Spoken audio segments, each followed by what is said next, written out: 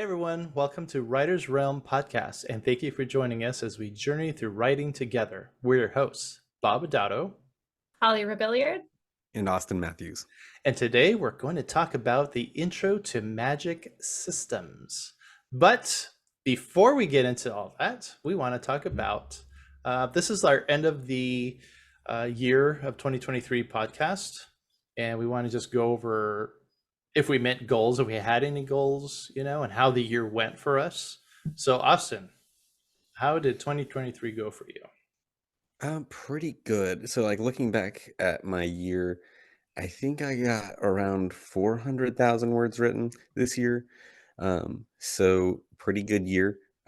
Which, yeah. So the big thing that I'm working on right now is trying to knock out the one that I'm sharing with our writers group.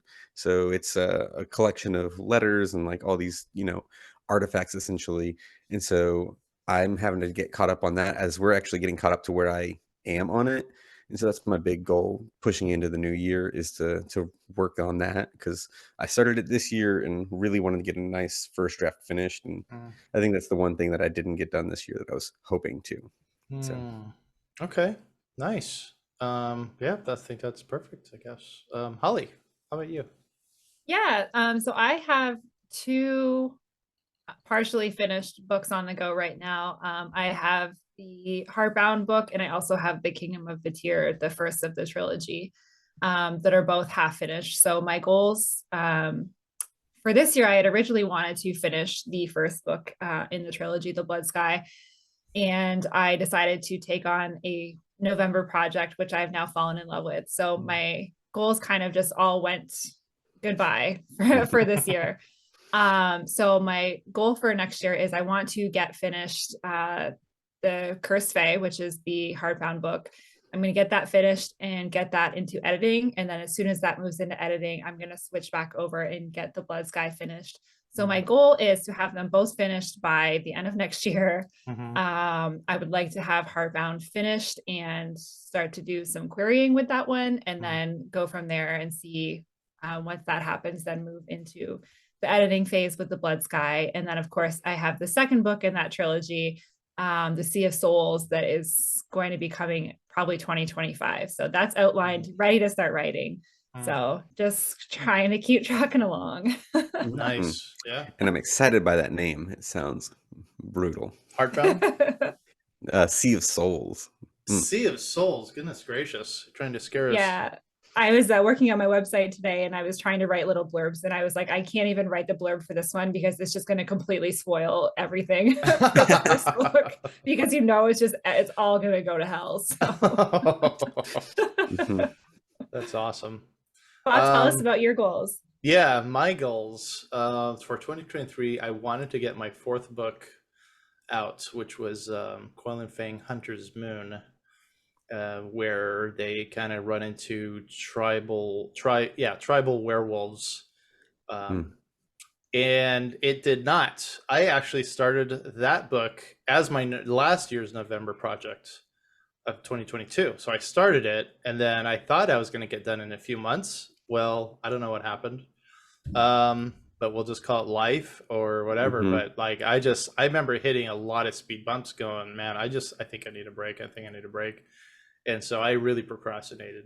I did get most of it written. However, I think I'm about 90% through finished with that book. And I would have got it done, except for November showed up, right? And then all of us wanted to try something new. And I said, hey, this is going to be awesome if I did this. So that I started, Death by Invitation Only, another Coil and Fang adventure book. So that is also, that's like 98% done. So both of those should be out. I mean, I wanted to get book 4, Hunter's Moon, done this month. And I'm going to start writing it tomorrow. I have a lot of time taking a friend into surgery, and I got to wait a while. So I am going to be working on that tomorrow. So I wanted to get the Hunter's Moon done December, and then sit on it during January. January, I want to work on or finish up Death by Invitation Only. And then kind of, I'm going to flip flop those months, not flip flop, but like while book 4 is resting in January, February comes around, I'm going to edit book 4. And then February is when Death by Invitation Only will be resting, and then March will come around. I'll work on that.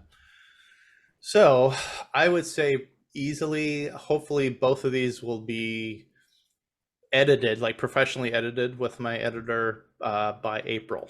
So that's what I'm looking forward to. After that, I'll start working on book 5, which would be I already know all the names of my, I don't know about you guys, but I think of titles first, and then I go, oh yeah, I'm using this. And now I have to figure this out.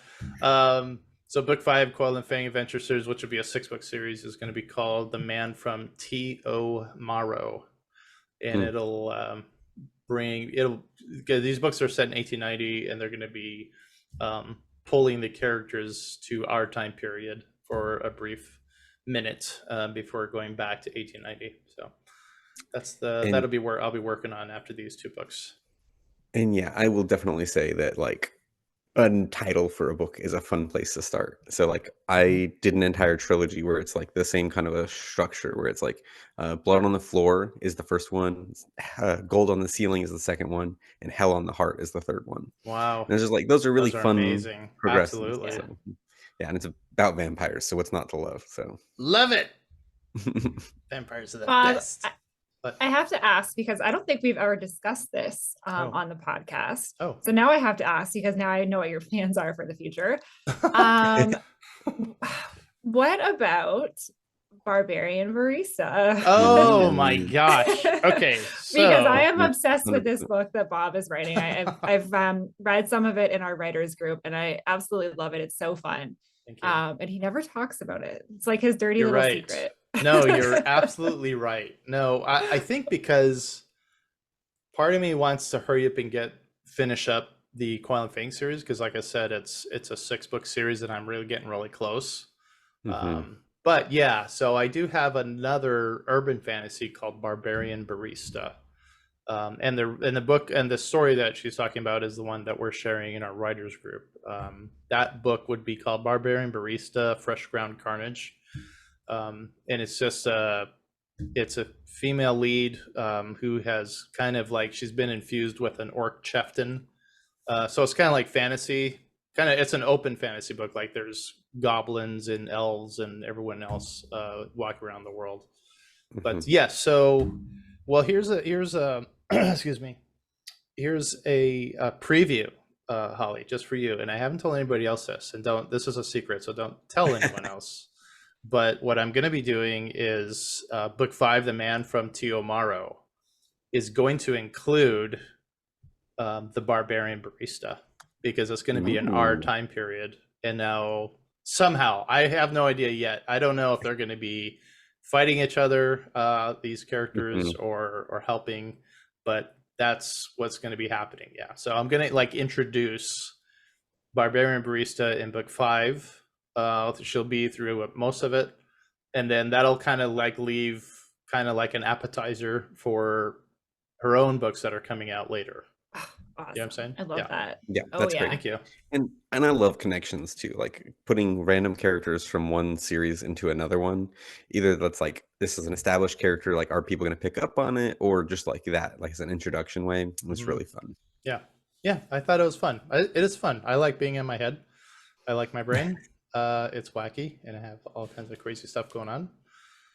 Also, okay, really quick, I need to apologize because I don't know if you guys noticed, but the last episode or podcast we did, because I'm the one that edits it, and I was listening, and I mumbled through most of it, and I feel so horrible for the listeners of the podcast. If you're on YouTube, you probably didn't notice it, but it was awful. And it's like, I can't cut that out because I'm actually talking about stuff, but I'm like, and it's just, so I apologize. Now I'm going to have to talk nice and loud and use my big mouth here right up next to it.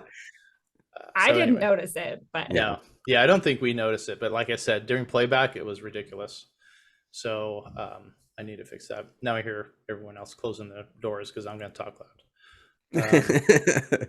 All right, so yeah, so that's what we're got going on. Hopefully our listeners maybe you guys can share with us what you're going to be doing coming up for 2024, what your goals are or what you've achieved during 2023. We'd love to hear. But now we're going to get into magic systems, and there is all kinds of avenues. This is like entire worlds of magic systems, right? Yes. So Yeah, who wants to there's dive into this one? Yeah, exactly. Where to start? Oh, Yeah, so exactly. yeah, Where to start? that's the thing, is it's like, I mean, if you want to start big picture, like I think the biggest distinction is probably the hard magic system versus soft magic system. Either that or maybe going like high fantasy, low fantasy kind of a thing. But I think hard and soft is probably the easiest place to start. I don't know Okay. what y'all think. So let's get, Yeah. no, yeah, you're right. So let's just pretend we have, because we'll eventually we'll have, you know, really new, inexperienced writers, and they just heard soft and hard magic. What the heck? Yeah. Which is which? Give Um, us an example of what soft and hard magic are. So like an example of soft magic is usually something where it's like you don't understand what's going on. It's very beautiful. It's this art and it has this like kind of grandiose effect, and it's usually not the protagonist using it. So it might be a fairy or a fairy godmother or Gandalf. Like it's magic that like you don't know the rules of, you don't know how it works, but it just seems to come in clutch right when you need it. But it's never the actual main character using it. Because once you get into the main character's head, you start to get into more of the hard magic, and you're getting like, oh, I know the rules, the limits. Like it's more science as opposed to art. And like that's kind of the distinction I make, is soft magic is more of art, and hard magic's more science. Okay. In the rules and stuff. Okay. Framework. How would you describe it, Holly? Soft and Yeah. hard difference? Yeah, I would say something pretty similar. So for me, soft magic is something that's it leaves like the wonder of the magic open. You know, you don't have to dive deep and you don't have to know all the nitty-gritty details about it. It's just magic happens, and you just as a reader are like, oh, that happened. Okay, I accept that and I move on. Whereas a hard magic system is something that has like strict rules, and you have to follow those rules, because if you don't, you're going to lose the trust of your readers. Okay. Okay.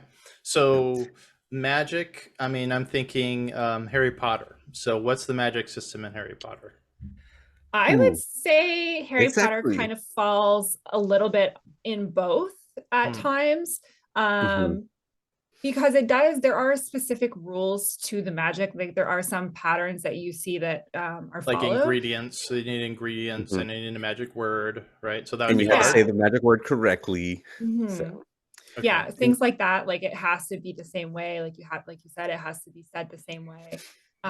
Otherwise, you know, bad things happen. There's Yeah. explosions, who knows what. There's But there's consequences, also, I guess, right? yeah, Yeah. but there's also you know, the characters still discover magic. Things happen that they are like, oh my gosh, how did this happen, right? And that's soft magic, because there's no explanation for it. The characters didn't know why it happened. We don't know why it happens. We just accept that it does. Yeah. And once you get into the intense duels, they're not actually even saying words anymore. They're just flicking the wand and like lights coming out of it. And it's like, wait, Yeah. what happened to all the hard magic? Yeah. And also, like you mentioned, there's consequences. There's consequences for doing it wrong, but I feel like a lot of hard magic systems have bigger costs or consequences for even doing it right. Right. Which one part of that you'll see is like, I think like Horcruxes or whatever you want to call, like however it's pronounced, like that is a good example of a hard magic system, even though enchanting tends to be kind of seen as a soft magic system. It's like, oh, hey, you got a magical item, don't worry about it. Like it goes into explicit detail. This is how it's created and like the cost of doing that. So Okay. Yep. So it's kind of both. How about what would be Star Wars with a Force? Oh, soft magic. Yeah. Soft. Okay, so that's kind of the wonder. Yeah, things floating. We're not really sure. It takes Luke forever, right, to try to float rocks. Just trust it. Just trust it. Yeah, that's true. That's a good. Yeah. And then I was thinking of Charmed too, which has always bugged me. The TV show Charmed with three witches. They would just create like a fireball and blow up a demon who just happened to show up and he's attacking the cat. I don't know. But then like that's all they would do. There's no words or anything. They would just move. It's like a hand movement and a fireball would show up. And I'm like, what the heck is that? Like that's gotta be soft or hard? Not necessarily. So if you get into like early Naruto, like they have very specific hand symbols that they're doing, Hmm. even if they're not having to actually say any words. So like the hardness of it isn't necessarily related to like, oh, there's words spoken. Like it's going to have its own rules and how it's done. Or if you think about Avatar: The Last Airbender, like Hmm. whenever Aang learns something like a set of motions, he uses those exact same motions like 5 or 6 Hmm. episodes Hmm. later. And Hmm. so it's this very strict hard magic thing because it's like if he doesn't learn it, he doesn't get to use it to solve a problem later. Hmm. And so that's a lot of what hard magic is doing is it's giving you the puzzle pieces to think, okay, there's a problem that has been presented by the author. How is my main character going to do it? And it's Yeah. almost like a whodunit, like, oh, I'm going to put it all together before the protagonist does. Mm. Um, but yeah, I Charmed is think, soft magic though, I think. Mm. yeah, I would say I think a big thing with hard magic too is that with hard magic, magic isn't the solution, it's a Hmm. tool. Mm. So your character is still responsible for solving whatever the problem is, and Mm. they will likely use magic to help solve that problem. Right. But it's not just poof, problem's gone because I want it to be that way. Which is, Right. I Hmm. think, for me, that's what a lot of soft magic is, where it's just like something happens and we just accept it. Hmm. And that's why it's so important to make sure that you follow those rules with hard magic, because Mm. if you have a huge hard magic system in your novel, and then you just come to the end and there's like a big battle scene, and then your character is just like, oh, poof, now we've won. Hmm. That Hmm. doesn't make sense. Yeah. Yeah. And also, like, I feel like a lot of times soft magic, because I already mentioned that it's like not usually the protagonist, but like it's also not usually the lesson or anything either. If it is, it's like, oh, you should learn to do things without magic. Like Hmm. magic is dangerous and like it leads to, very Hmm. bad things. Hmm. Whereas hard magic tends to be like, oh yeah, this is a useful tool when used correctly. Mm. Okay. So I'm Yeah. reading again. I always like talk about what I'm reading, Hmm. and that would be Joe Abercrombie's the second book. Then they were hanged. So I mean, there's some magic introduced in the first book as well, but right now I want to say it's a little bit of soft magic because there's no words. He just the magic user in the story kind of just concentrates and like maybe Hmm. clenches his fist and he gets all tense and things happen, like big massive explosions happen. Hmm. um but then he's right now he's in the story he's passed out. So I mean something's happening but there's no explanation to it. Right. It's just we know it's magic because it's nothing else. I mean Hmm. he's wiping out 10, 12 people at a time. Yeah. Spoiler alert, sorry. But yeah, I mean, so I'm just trying to think of examples that you guys are reading in your books or have read, and like is that something we do? Like we identify it like, okay, this is a soft magic system, this is a hard magic system. I um, mean, just so that we can kind of learn while we're reading, as writers, you can kind of learn and go, okay, here's what I would do, or maybe just follow that author and go, okay, let me see how they created this system, mhm. right? I would say that like as a writer, almost all of your magic systems should kind of be hard. Like you should have rules, you should have limits, unless it's like a god or something and they can do whatever. But like That's true. the reader doesn't need to see that. And so whenever like a reader's perspective of a hard versus soft magic is how much of the iceberg they're seeing. So like whenever you start a book, all of magic systems are going to seem pretty soft unless you're getting an info dump at the very beginning, and then it's just Mm-hmm. going to be really boring. And so Mm-hmm. like it's this slow gradual build of like, oh, now I get that there's this limit. Like, oh, why couldn't he do that? Like I'm curious about that. Like, oh, Mm-hmm. he got knocked out, and like what's Yeah. this cost? Right. And so you get into those kind of things, and it's like even if it's vague at the beginning, there are usually set rules that make Mm-hmm. it hard underneath the surface. Mm-hmm. Okay. Um, so hard magic has consequences. They should. I mean, we're trying. Let's try to build this up for us Hmm. as we're creating. Because I have to. I'm going to be writing epic fantasy eventually. Hmm. Because all of us have to, and it'll be a trilogy, of course, because that's what we all do. But so I need to create this. So if it's hard magic and these consequences, what if it's soft magic? Does soft magic have consequences? It can. I don't feel like it's as required because you often are dealing with like deity level things or like fey lords and those kind of stuff. So it's like Hmm. maybe there's a consequence, but like they're too powerful We for don't you to see kind of it. see it. Yeah. Exactly. Yeah, I'm almost thinking like Darth Vader, how he's just throwing people around, tossing guns, and stopping laser blasts, and like Yeah. he's Well, just his doing it. fate is his consequence. Ooh, his fate. I like that. I think a good example too is like you said earlier, Austin, Gandalf, Mm. right? He has his staff and he uses magic sometimes, and we just accept that he uses magic. We Mhm. never learn if that magic makes him tired, if it draws Mhm. power from somewhere else. We never learn what has to be given in order for him to take and use that magic. And that's what Right. makes it soft, is because we have no idea. It's Mhm. possible it could be written in a way where it's explained to us like what happens when he uses that magic, where it comes from, what he has to Mhm. do to get that magic. But Mhm. we never learn those things, which is what makes it soft, is because it's just we're only getting a little bit of information, and then Yeah. we have to just accept that that's what it is, and we Mhm. move on. Yeah. It's Gandalf is super interesting too, because it's like you get the clear impression that he could do more, but there's also limits. Like he talks about he would take the ring and do it, like use it for good. I mean, that means Mhm. he has limits, and that would push him above his limits currently. So it's like, he's got his limits, but he also like makes such a point of like, oh, it's important that the people of this age do Mhm. this thing. And so he's like, I'm, kind of here to guide you, but I'm not here to do it for you. Yeah. So it's super fascinating. Hmm. And you can have a blend as well of Hmm. both, right? Like you can, I think a lot of people do that. You blend both of those systems together. Like you can have specific rules, but then you can also have like magical objects that just happen to work for certain things, right? And if you don't Hmm. go into explaining those objects, then we will just accept those as kind of soft magic, and Hmm. that's how Right. it is. Yeah. Yeah. Yeah. So like I have enchanting in my books. And so like there's one world where like that's the main magic system, but they show up in like all my different worlds.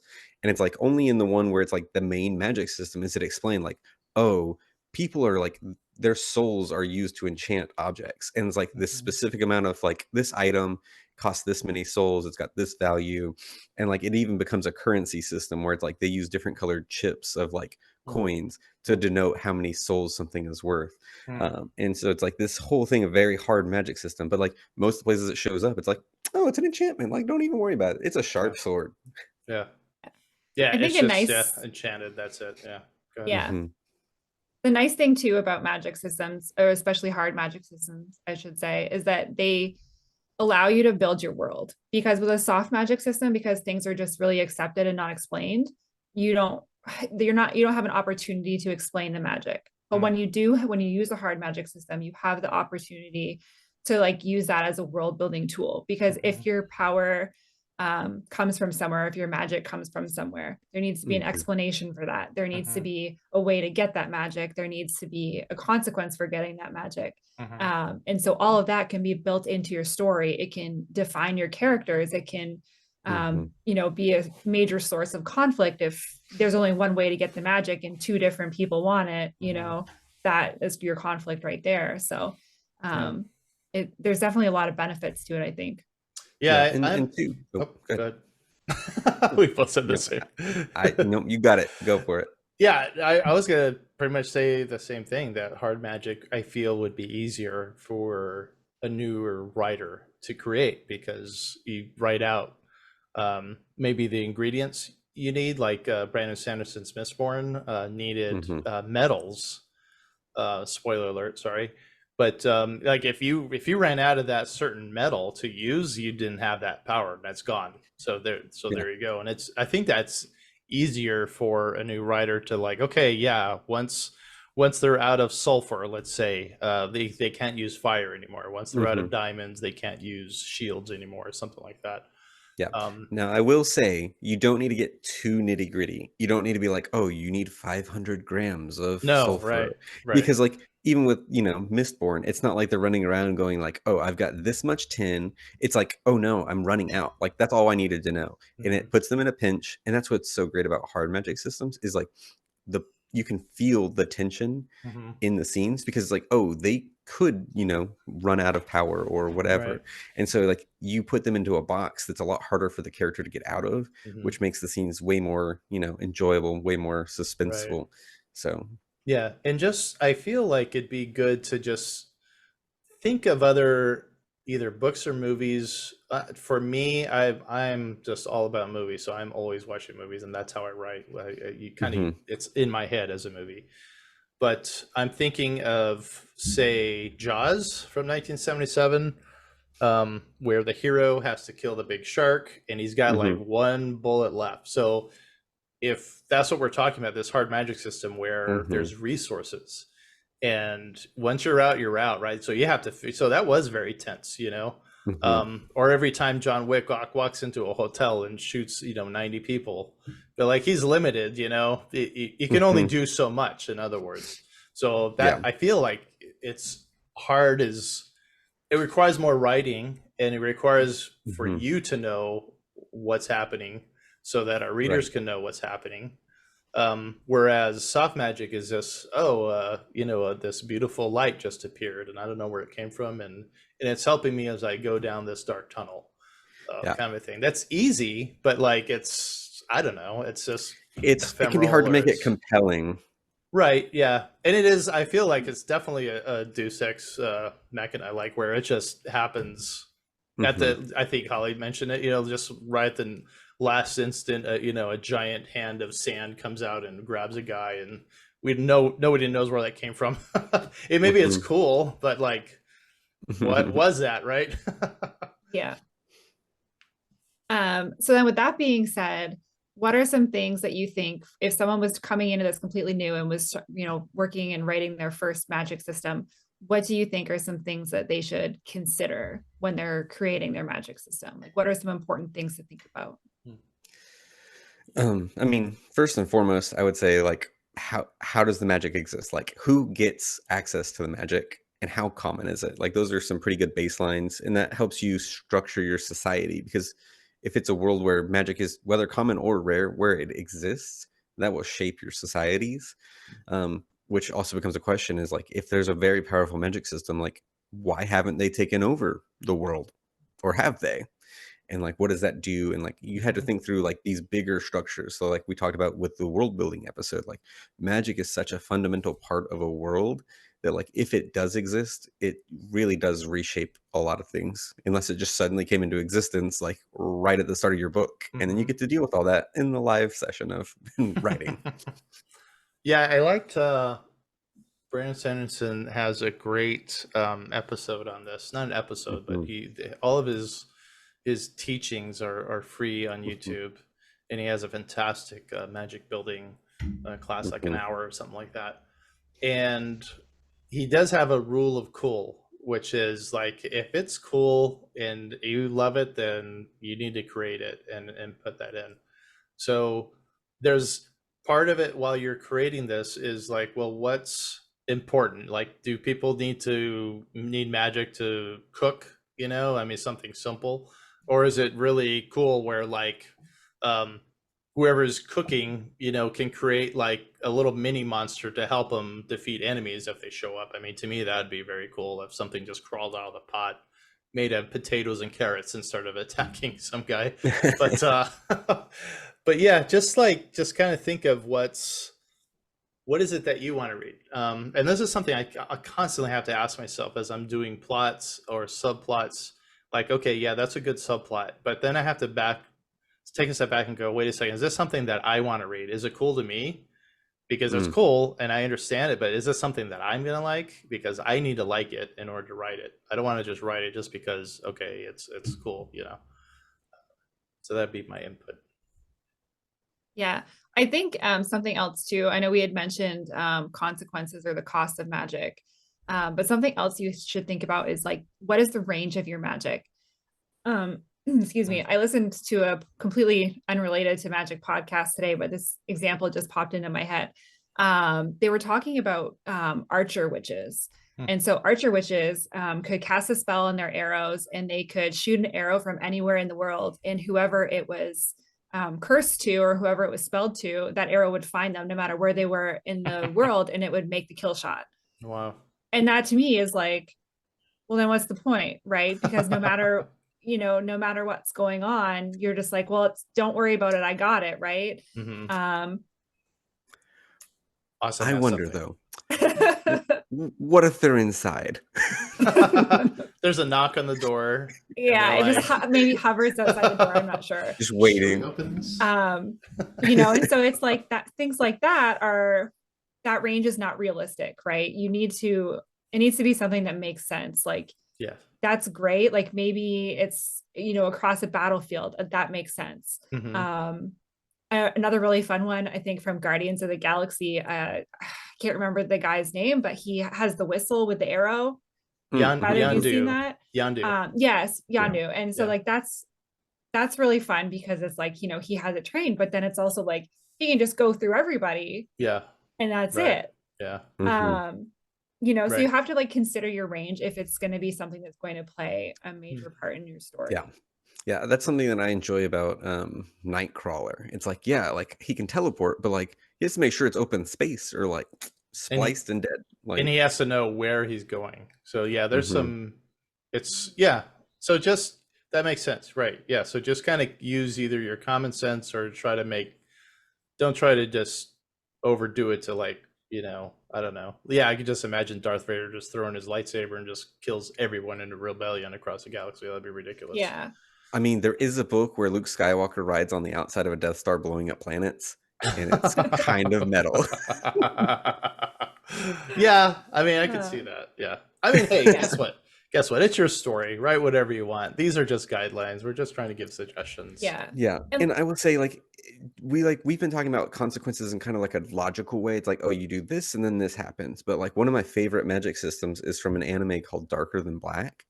And everybody just kind of has a random cost to doing their magic. Like one person has to like smoke and then eat a cigarette, and then like another person like drinks beer and they like drinking beer and they're like, oh, this is great.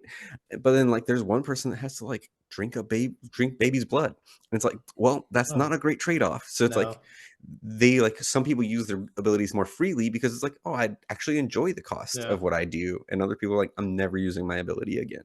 Right. That almost sounds like, did you guys see Everything Everywhere All at Once? I think that I was the haven't. title. It's something like that, Austin, where Mhm. if they want to they're like changing reality Mhm.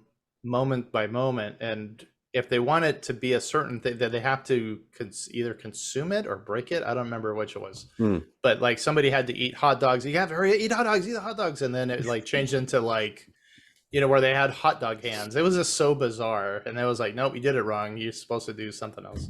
Anyways, it was so. Anyway, yeah. So that sounds wacky, but hey, they won all kinds of awards, Oscars, and everything Yeah, else. and that's kind of the consequence system that I'm going through with my Kindle Vela story is like everybody's got one personal, but it's not random. It's something that they particularly hate. Mm-hmm. And so it never changes over time, but it's like they just like get so exposed to it that like it slowly warps them to like habituate to that and actually become this thing that they hate. Okay.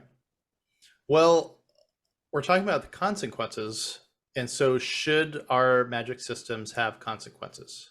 I mean, I'm going to vote yes because, like, we're talking about like it's like a limited resource, either in energy or things that you need, and you can use that. Like, oh no, I'm out of sparklers to use against enemy. What about now? I have to use my hands or something like that. But I feel like consequences should be like a benefit to creating a magic system, right? I think so. And I think that readers actually notice when there's no consequence. I like to do a lot of book club with my friends who don't write because I have a hard time reading things and shutting off my writer's brain. So I'll pick through things as I'm reading. And so it's really fun when I can sit back with my friends who are just reading for the pure enjoyment of it. And they can say like, this happened in the story and I don't understand why that happened. Like that doesn't make sense. How is that even possible? And that to me, like when I'm seeing stuff like that, I'm like, okay, so the readers are picking up on these little things that, we're trying to just shove under the rug, because there's no consequence. And they're like, well, how is that even possible? Like, how did that happen? So I think there has to be consequences, and readers are definitely noticing when there's not. Yeah, it's like when you look at the Avada Kedavra spell, it's like, okay, it's unforgivable, but who cares? I don't need to be forgiven. Like, Yeah, oh no. right. And so it's like it's got social consequences, I guess, but like outside of that, like why Shame, doesn't shame. and like the fact that like the limit is you need to know the words, like okay, Mhm. so everybody that's like a 13-year-old wizard could walk around with a murdering spell, like there might need to be a steeper learning curve for your magic system if Right. everybody could become Mm, mass serial killers. So right. Yeah, and I love Harry Potter. Like I loved it. I thought the books were so fun. I loved them. The movies did not do them justice, but oh, that is see, like I'm the the opposite. Movies of are course better you than the are. books. Oh, okay. Wow. um, it's like a perfect example. Like the that spell doesn't really have a consequence, but spoiler alert here if no one's seen these movies or read the books, but when Voldemort breaks his soul into pieces, that has a consequence, like a physical consequence. Mm. Um, but this death spell doesn't. He's obviously killed hundreds of Mhm. thousands of people. So Mhm. just like, little things like that that just, some people don't care. They're just reading it Mhm. and it's fun, but Mm. just little things to think about, I think. Okay. Yeah, so like I have a magic system that like I've already talked about like the enchanting it you're using somebody's soul as a raw material and it actually distorts your own soul because you no longer treat souls as if they're precious and so your own soul starts to like lose its shape and so whenever you die you just become this like wisp in the underworld where it's like Mm. everybody else is like fully formed and you're not Mm. and so it's like you don't even see the consequence until it's like way too late. Mm. Like it's coming. Yeah. Okay. Yep. I see it. Yeah. But yeah, I mean, so that'd be interesting. So like, what do you just keep doing it? Like, okay, yeah, I know I'm going to pay in the end, but like, I'm just going to keep, you know, just doing it for the power or whatever motivations you may have, Hmm. I'm sorry, your character has. I'm acting like we have magic, which we do, Well. but it's different. I have the magic to drink a lot of coffee. That's my power. Yeah, Um, and I will say there's still a place for soft magic. It's just it tells a very different story. So like I have a whole world of like all powerful beings, but because they're all powerful, it limits all of them kind of, and it's like they've all got the same playing field, Mm. and so you get into a little bit more of this like, well, you have to convince everybody like democratically to do anything because Mhm. it's like it takes a consensus to make anything happen. Mm. Okay. I think your magic system can have layers as well. Hmm. So, one of the novels that I'm working on, I have like a pretty hard magic system where there's a fixed amount of magic in the world. So between all of the magical people and between all of like the plants and the tree life and everything, like the animals, everything all gets their life from this one source, and Mm. that's where the magic comes from. Okay. So that's fixed. So now I'm working from a world where it's like, some people have more, some people have less. But there's consequences when that magic runs out, right? Because it fuels life. So if someone's taking more than they're supposed to have, it has to come from somewhere. Things start to die. But Mhm. within that, I also have I have other species. I have fae, and I also have like witches, Mhm. and they also have their own kind of set magic systems as well. So the way that the fae use their magic is completely different than the Mm. witches. Hmm. And some of my witches have to use blood and do sacrificial magic, and some have to use like herbs and can only work with the elements. Mhm. So there's different layers there. So just because Hmm. you can have one basic magic system, and then from there you can flesh it out however you want. Mm. Yeah. And I think the Nice. cool thing about doing that too is it's like you can spend so long, like from the witch's perspective, spend so long really ingraining that concept and those rules and the structure of that into the reader's mind. And then like just give them a flash of something else. And they're like, wait, is that something I don't know about in witch magic, or is that Mhm. something new? And like they can start to pick at it and be like, Mhm. from what I know, this seems wrong. So what's going on? And I think Mhm. that's a very thrilling kind of a mystery it put into your, Mm. fantasy story. Mm. Mhm. Yeah, and I guess we can use obviously magic as not just tools that our characters have, but also plot devices, right? Like Hmm. maybe you have a MacGuffin, which is like a you know what I mean? Like Yeah, so we need 100%. the dragon's eye gemstone so that we can be more powerful. And it's Hmm. just kind of emanating its own magic kind of a thing. Um, Yeah, you know what I'm MacGuffins saying? are tend to be magic, don't they? Like it feels like that's just like, oh yeah, we need this for reasons. Yeah. It's just either money or power or I don't know. Yeah, something. Yeah, Um, or to I kill think your one of my enemy, like Krypton. yeah, What's it called? Kryptonium? kryptonite. Kryptonite. Good lord.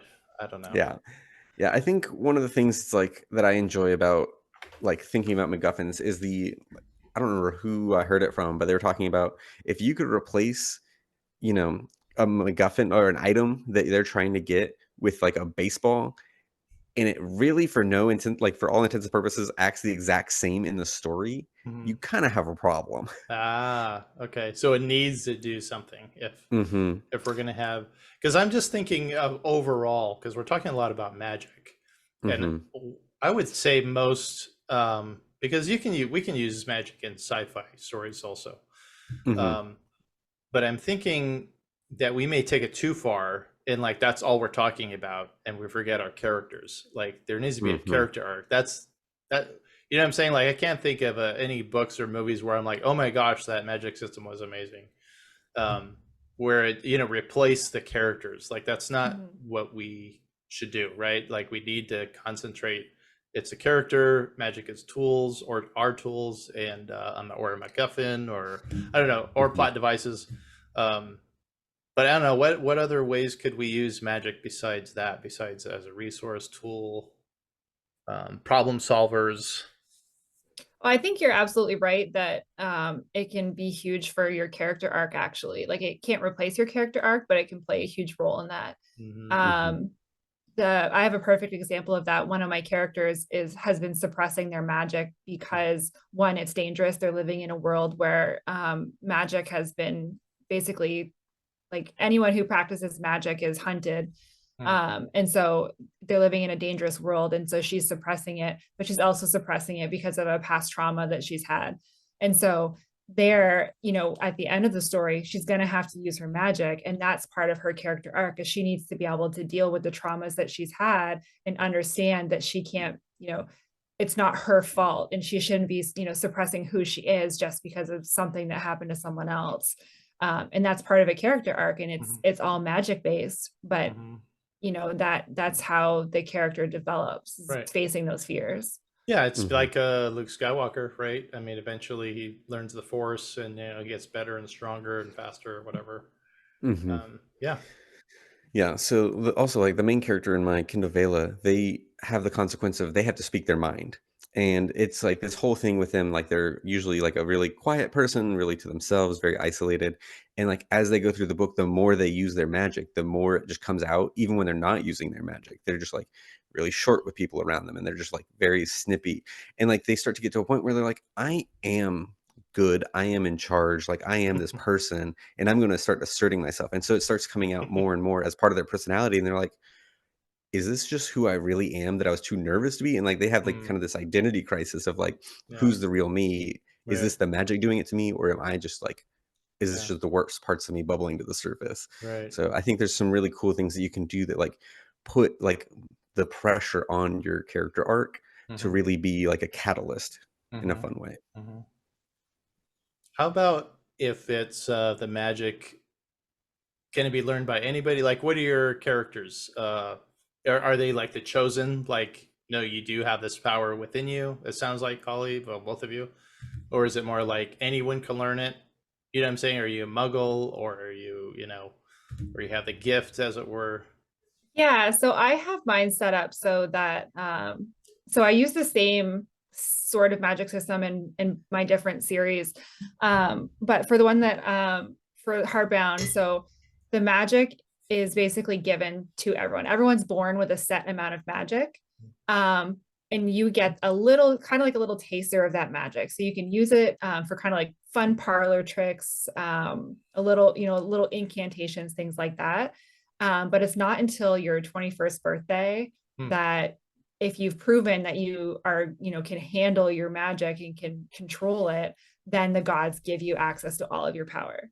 Hmm. And so, but not everyone gets that access. So that's the difference is that you have to actually work to control it and to understand how the magic works, to respect the magic.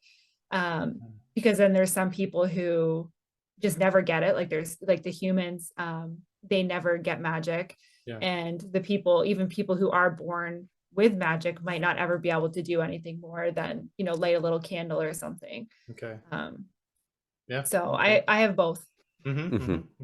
Yeah, I think it's most fun when you have a kind of a variety, and you can kind of get into some like really intense topics of being born into power and wealth and those kind of things, kind Mhm. of through this idea of fantasy, which makes it easier to talk about serious issues. But like I love having those coexist, and so like usually if I have it be something that's like born into them, it's usually more limited, and I try and basically reward the hardworking magic a little bit Mhm. more. So it's like if it's something you have to work for, usually there's you know more consequences, but also more power. Mhm. So Okay. I think what I'm going to be doing, which I'm kind of fooling around with just real basic plots and everything with this epic fantasy that I'm going to do. Because I don't, right now in Coil and Fang, it's all technology. I don't have any, everything's science and technology. I don't have any magic systems. But thinking ahead, kind of creating this new story, I'm thinking of like more like inherited, like it's only not even an erase, but just it's just there and it's passed down from generation to generation. mhm, Those are the people that have magic. But my hero is going to step in and like turn the world upside down because she is not connected at all with any of these families, magic families, if you will. And all of a sudden, she turns out to be like way more powerful. Like, so I kind of want that. I kind of want that mystery of like, well, who the heck is she? Not mhm, necessarily a chosen one. I'm not going there. It may look like it on the outside, like, okay, well, you're the one, but like, she's going to be using it for her whatever power she's, acquiring. She's very selfish. She's going to be using for her mhm. own motivations and not necessarily for like the overall world or whatever. But yeah, I think that's for us writers. We need to think about like where it comes from, right? And like Mhm. Speaking of where it comes from, Bob, don't you have vampires though? I do. Yes. Are they magic? She's not. She's actually not. No, because she was created in a lab. Oh, okay. She was given, from monsters. They would acquire, vampire juice, let's call it, and they were Don't testing they call it. that blood? They were actually, what did I call it? Genesis particles. Oh, Um, nice. so there's Genesis particles, yeah, and there's I guess vampire blood, but yeah, so they kind of infused her with all this stuff. They made her in a lab pretty much to be like this unstoppable killer. And the only thing that can stop and kill her is a mineral called aurorium, which kind of sounds like. So she's immune to sun, garlic, can be Hmm. invited into the. I mean, she's none of those typical vampire tropes. Yeah, no. So it's all technology right now. Nice. Yeah, because I think that's one of the interesting things too, is like some things, like the way that they're treated is like they are magic, some is like not. So like with my vampires, it does tend to more of a magical side of things. So it's like Sure. depending on the lineage, it's like they've cursed one another. So it's like, some of them are vulnerable to garlic, but it's Hmm. because they pissed somebody off that was really powerful in another bloodline. And they're like, Right. you know what? From now on, you and all of your descendants are like Right. weak to this. And it's just Yeah. like, well, you're powerful enough to just make that happen. Yeah. So great. Thanks. So I feel stupid now that I think about it. So my first book is called Curse of Shadows. Curse of Mhm. Shadows is actually a book written by the Fae, which is completely magic because the Fae are magic. They're magic. They're magically like, They're like magic incarnate almost. they are magic incarnate. I'm so dumb. Like I don't even remember my first story. But yeah, so Coil and Fang don't use any magic at all.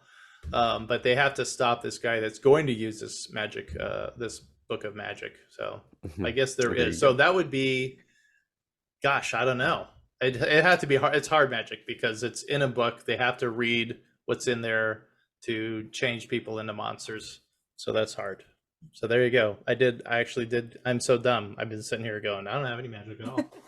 And there we are. And there we are. Yeah. All right. Any other topics we can discuss about magic? Any other questions we have? Intro to magic systems, and this is just intro. I'm sure many will be going through magic systems many times in the future. Yeah, magic's like my favorite. That's like Okay. the thing that I start with when I start writing. It's very fun, right? It can be Hmm. very, very fun.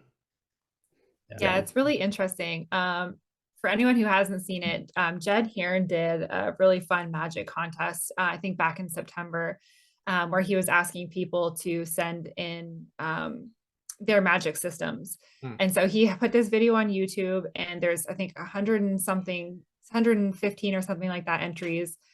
He doesn't have them all there, but he's posted a lot of videos, and there's so many different types of magic systems. Hmm. So I definitely recommend taking a look at that, just because it's a good idea, like Okay. just to see what other people come up with. It might inspire you to come up with something else. Okay. Yeah. And maybe It's we amazing. okay, we can share that link in our on our YouTube channel. What is there a YouTube or I'm sorry, a is it a website, Holly, or where can people find this? No, it was just on YouTube. He shared the whole video on YouTube. He Okay. also goes through and explains what he likes and doesn't like about each some of the videos, Hmm. and he leaves little tidbits about Okay. Okay. world building and magic systems and So he stuff. was like critiquing them. Yeah, not all of them, but he just kind of would go through and he picked his favorite ones, and then he would talk about them and just say like Hmm. what he did and did not like about it. Okay. And what was his name again, real quick for our listeners? It's Jed Hearn. I think it's Herne. Okay. Hmm. All right, good. Yeah, and then we can include that on the YouTube channel too, down below. All right. Yeah. Well, oh, go ahead. Oh, I was just gonna say, like, you can never like just, if you have an idea, throw it in the document. You don't have to use it. Just come back to it. Like, I Mhm. have a working document that have like 20 something non-implemented magic systems in my books, because I'm like, oh, that would be a fun idea. And it's like you Mm. start piecing them together, and you're like, oh, if I combine these three things together, that makes a really complete, interesting system. Mm. So yeah, just like the more interesting you can make it for yourself, the more interesting it'll be for readers, I think. Yeah. Yeah. I mean, like I said, if it's something that I like, then I know my readers would like it. Yeah. Yeah. And I mean, don't Absolutely. get discouraged either. I mean, magic systems, especially if it's a huge in-depth magic system, they take a long time to figure out. I mean, some people might have it easy, at least in my experience. It took me months to really hammer mine out, and I still find things about it that don't make sense. Hmm. Mhm. So don't get discouraged, because Okay. it's going to take a long time for you to work out those kinks, but it is absolutely worth it when you do. Okay. Yeah, and I actually purposely like leave in some loopholes in my magic systems where it's like, because I have so many different ones where I'm like, oh, if I use this one to do this, and then in conjunction with this, and so they use it for like what's called meta magic in universe, and like these really powerful beings are like basically gods because they found all these loopholes by combining different magics. So Mm. I think Okay. it's a fun little thing to like be like, hey, if the reader notices this loophole, Right. then they can figure out what is going on. Hmm. So spoiler warning for the Mistborn books, but Yeah. that's basically how that whole thing works with the Lord Ruler. Mm-hmm. Is he's found a loophole in the two different magic systems in order to exploit it and make Mm-hmm. himself immortal. So Mm-hmm. Mm-hmm. All right. Lots of spoiler alerts. We should have named this mhm. Yeah. Spoiler Alert Central.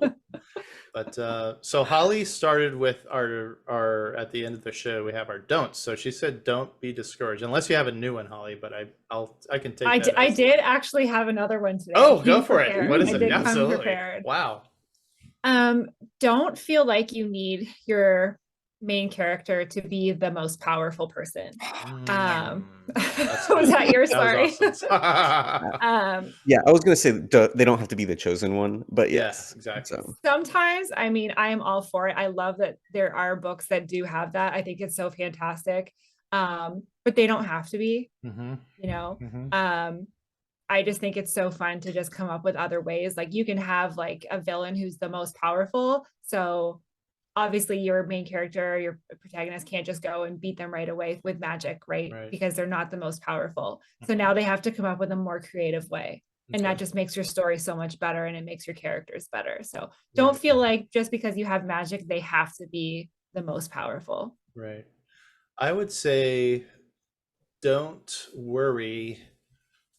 Let's see, how can I word this so that it makes sense to me? Don't worry about being unoriginal. And I know that sounds bad, but there's only so many ways we can explain our magic systems. Okay. So don't, if yours isn't complete, like you run it by somebody and they're like, oh yeah, that sounds like this, or that sounds like that. It's okay. Okay. What matters most is the way you describe it and the way you flesh out the story and the way it it's written with the characters. That's what we care about the most as readers. It's not like, because I mean, how many times have we seen a magic wand throwing out a fireball? I mean, tons. Or your hand, like in Charmed. I mean, so don't worry about it. We care about the characters, right? So yeah, so don't worry if it's not original. I think just to add on to that too, really quickly, I think like elemental magic is a perfect example of that, because so many people want to use elemental magic, and then you have people going, well, everyone does that, I don't want to do it. But you can change the way that elemental magic works, right? Like if you have a character who is a water wielder, for example, they can manipulate water. It doesn't have to be that they're just taking water out of a stream and like trying to drown people, right? Right. A human body is full of water. Yeah. So now they have the ability to take that water from a body and basically desiccate them and kill them. Yeah. That's a completely different way to use water magic. Yeah. So like there's always things that you can do. So I absolutely agree with that. That's such a great point. 100%. And on the topic of elemental magic, if you just want to like really go off the rails, just choose a smaller thing. Like don't make it, oh, you can manipulate water. It's like, oh, you can manipulate friction. Like, okay, what am I going to do with that? And it's like, it's the same kind of basic magic, but it's like you just took it in this whole different direction. And so it's like, well, maybe they make things really slippery or stick together. Like just think of like all these problems you could create or solve with it. Nice. For my don't, though, I would say don't use magic as an excuse to avoid your character going through struggles. Like it's so important, and it's a shortcut to get out of struggles. But without the struggle, your character doesn't earn an arc that you put them through. So. Doesn't earn an arc that you put them through. Ooh, character arcs. I see that as a future episode. Man, we're gonna have all kinds of stuff. Absolutely. Spoiler alerts, character arcs. Yeah. I'm also working on a fun blog post for our Writers Realm website. Yay, thank you. For character arcs. Oh, so you are? Just a couple of my tips things that I like. Yeah. Holly's tip. We'll just call that corner Holly's corner. And then we'll have Austin's table and Bob's ceiling or something like that. We'll figure it out. But yeah, thanks very much. That was a fun topic. And again, if you've got quite more questions about magic systems, how to implement them, what we think of them, I mean, you can run your ideas by us. Please feel free to either write us or in the comments or email us or whatever it takes to get in touch with us. But for now, get in the comments. But don't forget to write and subscribe. Oh my gosh, write and subscribe to our channels at the link below so you don't miss any of the Writers Realm content. We always love to hear from our listeners. So if you have a question or topic you want us to dive into, get in touch. Until then, we will see you next year. Bye. Bye, y'all. Bye.